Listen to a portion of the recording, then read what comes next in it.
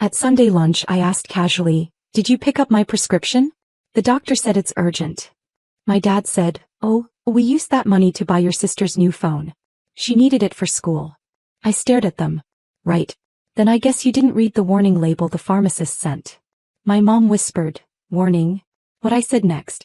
Their faces went white. Drop a comment and let me know where you're listening from and what time it is for you right now. I'd love to know who's part of our community. The silence that followed wasn't just quiet. It was heavy, suffocating, like all the air had been sucked out of the room. It was the kind of silence that usually precedes a disaster, or maybe, in our house, the kind that follows a breach of etiquette. My father, Michael, didn't look up from his plate. He sliced his steak with the precision of a surgeon, or perhaps just a man who believed that if he ignored a problem hard enough, it would cease to exist. My mother, Elizabeth, was already fluttering, rearranging the floral centerpiece, her nervous energy radiating off her like heat waves. "Natalie, don't be dramatic," Michael said finally without looking at me. "It's just medication. We'll get it next week." Chloe needed the camera kit for her vlog. "It's an investment in her future." "An investment," I repeated, the word tasting like ash in my mouth. "Yes," he said, finally looking up, his eyes cold and flat. "An investment. Unlike your constant medical expenses." I looked at Chloe, my beautiful golden sister. She was 19, glowing with health and vitality, completely absorbed in her new phone, testing out angles for her next video. She didn't even hear us. She didn't have to. In this house she was the art on the wall, to be admired and protected. I was the drywall, the studs, the insulation, necessary for the structure to stand but invisible until something cracked. I stood up. My legs felt weak, a tremor running through my hands that I hid by clenching them into fists at my sides. It was a familiar sensation, the physical manifestation of the neurological condition I'd been managing in secret for months. But this time the shaking wasn't just fear. It was rage. A cold, hard rage that settled in my chest like a stone. "Where are you going?" Elizabeth asked, her voice shrill. "We haven't even had dessert." "I'm leaving," I said. My voice was steady, surprisingly so. "And I'm not coming back until you explain why a piece of technology is worth more to you than my health." "Natalie, sit down," Michael commanded. "You are making a scene." "No," I said. "I'm making a choice." I grabbed my keys from the counter. They felt heavy in my hand, heavier than they should. I walked to the door, my footsteps echoing on the pristine marble floors. I didn't look back. I knew what I would see if I did. My mother's anxious face, my father's angry one, and Chloe, still oblivious, still perfect, still the center of their universe. I got into my car and drove. I didn't go to a friend's house. I didn't go to a park to cry. I drove straight to the pharmacy. The drive was a blur of white lines and red taillights. My mind was racing, replaying the conversation, dissecting it, analyzing it like I would a blueprint. "We used that money to buy your sister's new phone." It wasn't just selfishness. It was a statement of value. My health, my survival was worth less than $2,800. When I reached the pharmacy, my hands were shaking so badly I could barely get my credit card out of my wallet. The total flashed on the screen, $2,450. It was my entire emergency fund. Every cent I'd saved from freelance projects, from skipping meals, from walking instead of taking the bus. I swiped the card. The machine beeped. Proved. I took the bag with the vials of medication. It felt light, insignificant for something that had just cost me my safety net. I walked back to my car and sat there for a long time, staring at the steering wheel. I thought about the glass child syndrome. I'd read about it years ago in a psychology class. The sibling of a child with special needs, or in my case special status, who is looked through, never at. The child who is expected to be perfect, to be problem-free, to be invisible so the parents can focus on the one who shines. I had spent my entire life trying to be invisible. Trying to be low maintenance. Trying to be the good daughter who didn't need anything. And it had gotten me exactly nothing. I was transparent to them. But the thing about glass is that when it breaks, it becomes sharp. And I was done being smooth and transparent. I was ready to cut. I started the car. I wasn't going back to the house in Connecticut. I was going to my apartment in the city, the small studio I paid for myself, the one place where I was solid, real, visible. I had a plan. It wasn't a plan for revenge, not exactly. It was a plan for an audit. A structural assessment of the family I had been propping up for 23 years. I arrived at my apartment and locked the door behind me. The silence here was different. It wasn't the suffocating silence of the Connecticut house. It was a silence I had chosen. I sat down at my desk and opened my laptop. I pulled up the family's shared cloud drive, The one I managed because my father couldn't be bothered to learn how to organize files. I started looking. Not as a daughter but as an architect inspecting a building for faults. And I found them. Cracks in the foundation. Discrepancies in the ledgers. Money moving in ways it shouldn't. I saw the withdrawal for Chloe's camera kit. $2,800. And right next to it, a transfer from my own savings account to the joint family account, labeled utilities. I had paid the electric bill that month. I had paid for the lights that illuminated their perfect dinner. I kept digging. I went back 5 years. And there was a loss. A massive, gaping hole in the family finances. $185,000. Gone. The date coincided with a tech investment boom that had crashed spectacularly. My father had invested. And he had lost. I sat back in my chair. The pieces were falling into place. The tension in the house, the obsession with appearances, the refusal to spend money on anything that didn't contribute to the facade of wealth. They weren't just selfish. They were broke. And they were terrified. I looked at the medication box on my desk. The warning label stared back at me. Mandatory state reporting for hereditary conditions. I read it again. And then I read the fine print. Failure to treat. Neglect. Investigation. My phone buzzed. A text from Michael. You're being dramatic. The pharmacist is exaggerating. Come home, we have guests tonight. You need to handle the catering. I looked at the message. Handle the catering. Not, are you okay? Not, did you get your medicine? Just a demand for service. A demand for the invisible daughter to come back and make things seamless again. I didn't reply. I opened a new document on my computer. I titled it Audit. And I started typing. I wasn't just a daughter anymore. I wasn't just a glass child. I was the inspector. And I was about to condemn the building. The next morning I woke up with a clarity I hadn't felt in years. The anxiety that usually buzzed in my chest like a trapped insect was gone, replaced by a cold, hard resolve. I took my medication, the injection stinging as it went in, a reminder of what was at stake. My hand was steady.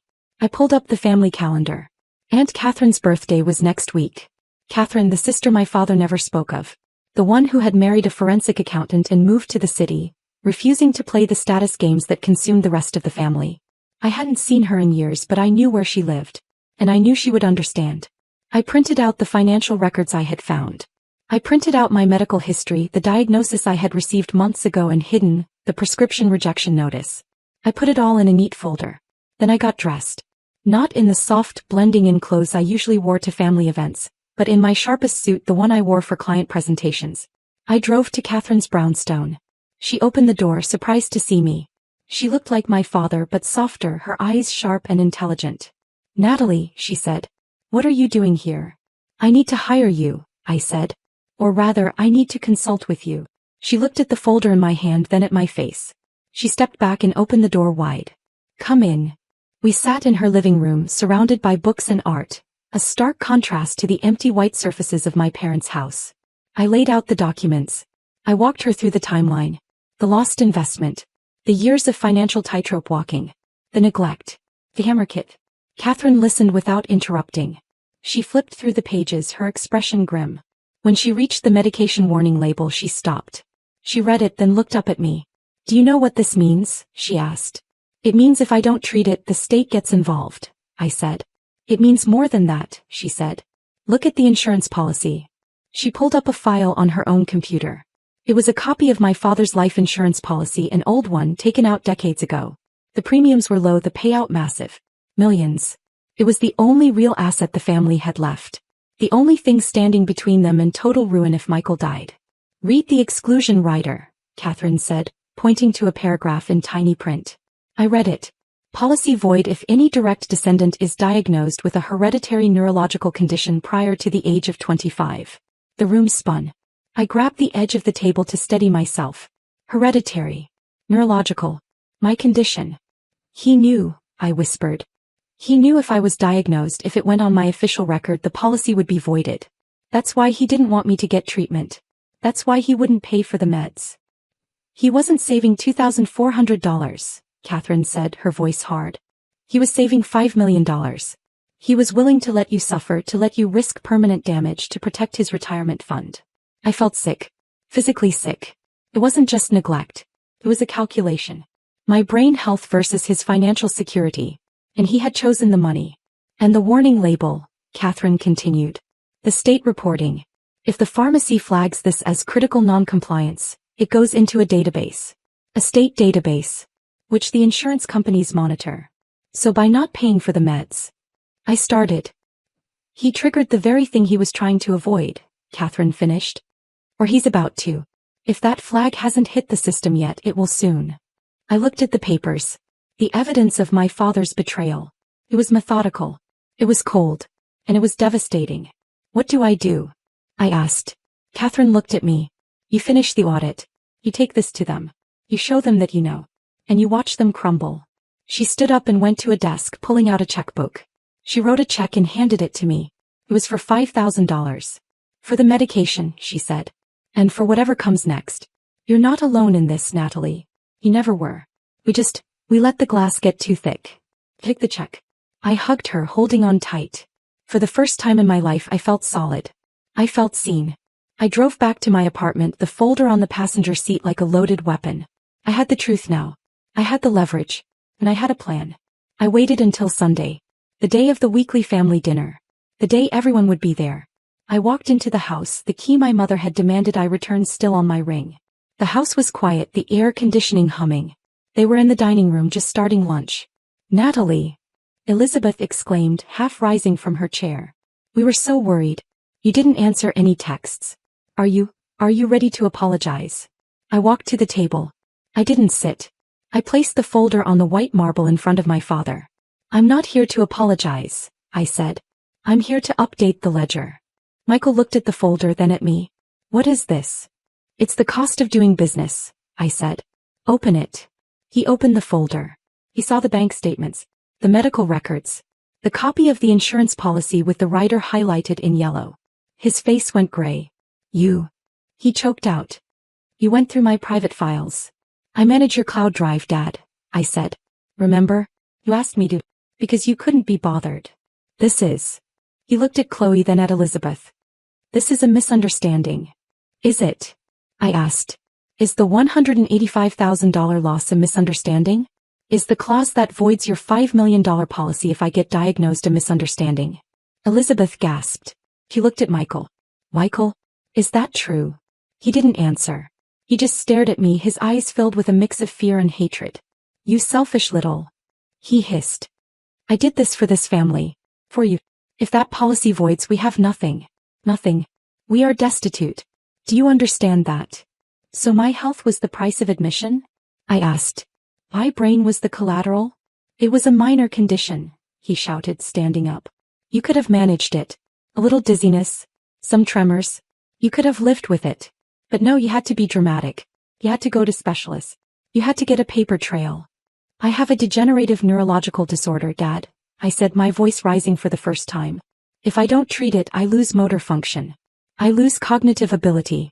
I lose me. And you knew that. You knew it and you didn't care. I care about keeping a roof over our heads, he screamed. I care about Chloe's future. She has potential. She's going places.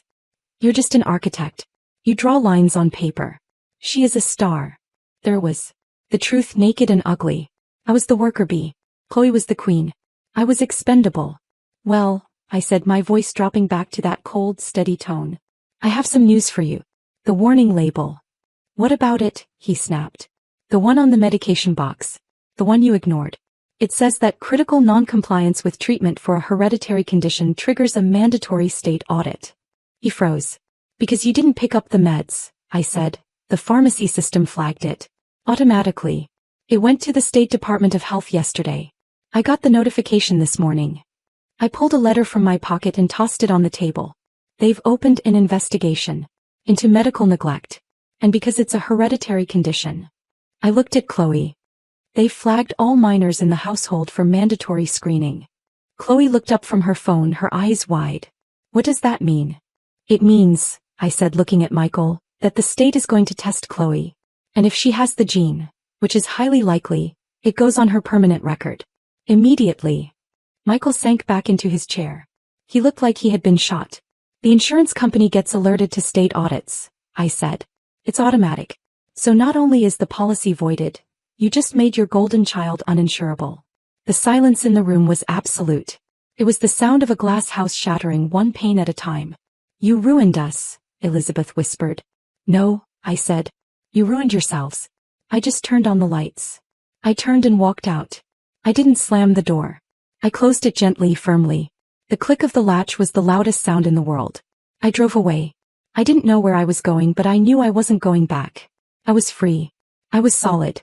And for the first time in my life I was building something that wouldn't break. The next few months were a blur of legal proceedings and silence.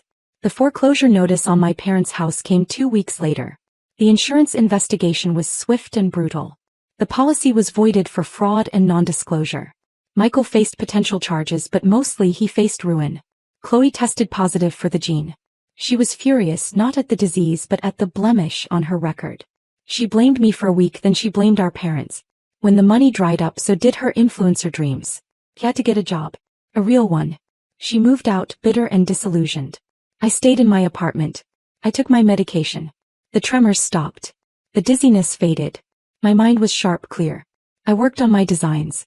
I started a new project, a community center with walls of glass, but glass that was reinforced, strong, unbreakable. One evening I sat on my balcony looking out at the city lights. I thought about my family. I didn't hate them. Hate takes energy. I just felt distant. Like they were characters in a book I had finished reading. I wasn't a glass child anymore. I was the architect of my own life. And the foundation was solid.